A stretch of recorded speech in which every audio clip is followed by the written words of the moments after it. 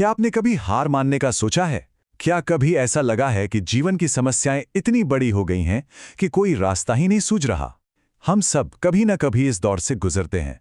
लेकिन जरा सोचिए, जब परेशानियां अनसुलझी लगने लगें, तो एक ऐसा प्राचीन ज्ञान है जो आज भी पूरी दुनिया को जीवन जीना सिखाता है। आज की हमारी इस खास चर्चा में हम इसी पर बात करेंगे।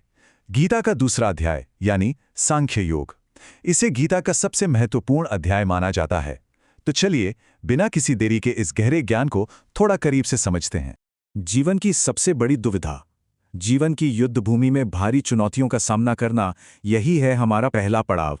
तो सवाल ये है कि क्या जीवन की समस्याएं कभी इतनी बड़ी लगती हैं कि बस हार मान लेने का विचार मन पर हावी हो जाए? सदियों पहले महाभारत के उस ऐतिहासिक युद्ध में अजेय योद्धा अर्जुन भी बिल्कुल इसी स्थिति में थे, हमारी और आपकी तरह ही। कुरुक्षेत्र की तरह हमारी जिंदगी भी तो कई बार एक युद्ध भूमि बन जाती है ना, जहां चुनौतियां हमें चारों ओर से घेर कर खड़ी हो जाती हैं। जरा उस दृश्य की कल्पना कीजिए। अर्जुन युद्ध भूमि के बीचों बीच बैठे हैं। मन पूरी तरह से दुख, डर और अपनों के मोह से भरा हुआ है। उन्होंने हथियार डाल दिए और श्री कृष्ण से कहा, हे माधव, मैं अपने ही लोगों पर बाण कैसे चला सकता हूं? मुझे राज्य, सुख और विजय नहीं चाहिए। सोचिए, ये वो पल था जहां एक बेहद शक्तिशाली व्यक्ति पूरी तरह से टूट चुका था और कुछ भी करने में खुद को असमर्थ महसूस कर रहा था। यहीं से शुरू होता है हमारा दूसरा हिस्सा, आत्मा का अमर सत्य। अर्जुन के उस गहरे दुख पर श्री कृष्ण का पहला और सबसे गहरा उपदेश। अब अर्जुन की इतनी गहरी निराशा देखकर भगवान श्री कृष्ण ने क्या किया? वो बस शांति से मुस्कुराए और दुनिया का सबसे गहरा ज्ञान देना शुरू किया। श्री कृष्ण बोले, हे अर्जुन, तुम जिनके लिए शोक कर रहे हो, उनके लिए शोक करना उचित नहीं है। उन्होंने एक बहुत ही अटल सत्य बताया कि आत्मा कभी जन्म नहीं लेती और कभी मरती भी नहीं। यानी जो असली सत्य है वो तो हमेशा शाश्वत और अमर है। इस बात को और आसानी से समझाने के लिए भगवान श्री कृष्ण ने एक बहुत ही सुंदर उदाहरण दिया। उन्होंने समझाया कि जिस प्रकार हम पुराने और फटे वस्त्र छोड़कर नए वस्त्र पहन लेते हैं, बिल्कुल उसी प्रकार आत्मा पुराने शरीर को छोड़कर नया शरीर धारण करती है।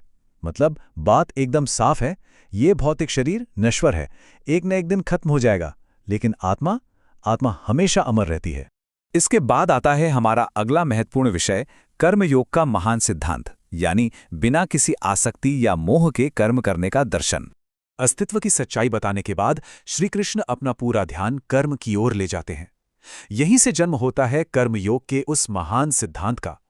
श्री कृष्ण ने अर्जुन को बिल्कुल साफ शब्दों में कहा, तुम्हारा अधिकार केवल कर्म करने में है, फल पर नहीं। इंसान को पूरी निष्ठा से अपना कर्तव्य निभाना चाहिए, लेकिन इस बात से बिल्कुल नहीं जुड़ना चाहिए कि उसका अंतिम परिणाम क्या होगा। ये असल में सीधे हमारे मन का विज्ञान है। श्री कृष्ण ने बताया कि अगर कोई इंसान हर समय केवल परिणाम के बारे में सोचता रहेगा ना, तो वो बस भविष्य के डर और चिंता में ही फंसकर रह जाएगा। क्या होगा, कैसे होगा, अगर हार गए तो? इसके उलट जो व्यक्ति बिना स्वार्थ के केवल अपना कर्तव्य समझकर कर्म करता है, उसे ही जीवन में सच्ची और असीमित शांति प्राप्त होती है। अब बढ़ते हैं अगले बिंदु की ओर, स्थिर बुद्धि वाला ज्ञानी। जब चारों तरफ अराजकता हो, तब संतुलन कैसे ढूंढा जाए? इतनी सारी बातें सुनने के बाद अर्जुन के मन में एक बहुत ही स्वाभाविक सी जिज्ञासा उठी। उन्होंने पूछा, हे कृष्ण, स्थिर बुद्धि वाला व्यक्ति आखिर कैसा होता है? उनका मतलब था कि जब बाहरी दुनिया में भयंकर उथल-पुथल मची हो, भारी चुनौतियां सामने खड़ी हों, तब एक सच्चा ज्ञानी व्यक्ति अपने अंदर का संतुलन कैसे बनाए रखता है? उसका व्यवहार असल जिंदगी में कैसा होता है? इसके जवाब में श्री कृष्ण बोले, जो व्यक्ति सुख और दुख में एक समान रहता है, जो क्रोध, भय और मोह से बहुत दूर रहता है, वही स्थिर बुद्धि वाला ज्ञानी है। मतलब वो बाहरी परिस्थितियों का गुलाम नहीं होता, वो इन सब मानसिक जंजीरों से पूरी तरह आजाद रहता है। और सच कहें तो यही एक सच्चे ज्ञानी इंसान की सबसे बड़ी पहचान है। और अब हम पहुंच गए हैं गीता के इस दिव्य संदेश के अंतिम पड़ाव पर, सांख्य योग से मुख्य निष्कर्ष। आइए आज की इस पूरी चर्चा को एक साथ समेटते हैं। गीता का दूसरा अध्याय हमें मुख्य रूप से 3 बातें सिखाता है। पहली, आत्मा अमर है, इसलिए मिटने का डर हमेशा के लिए छोड़ देना चाहिए। दूसरी, सही कर्म करते रहना ही जीवन का सबसे बड़ा धर्म है। और तीसरी, सबसे खास बात, सफलता अंततः उसे ही मिलती है जो फल की चिंता किए बिना अपना 100% कर्म में लगा देता है। अंत में एक बहुत ही गहरी बात, असली जीवन तभी शुरू होता है जब इंसान अपने डर पर विजय पा लेता है। जब तक मन में परिणाम का डर, हारने का डर या कुछ खोने का डर है ना, तब तक खुलकर जिया ही नहीं जा सकता। जिस पल ये डर खत्म होता है, सच मानिए, उसी पल से जीवन की असली शुरुआत होती है।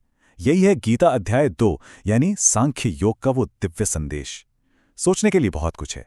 इसी शक्तिशाली और गहरे विचार के साथ आज की ये चर्चा यहीं समाप्त करते हैं।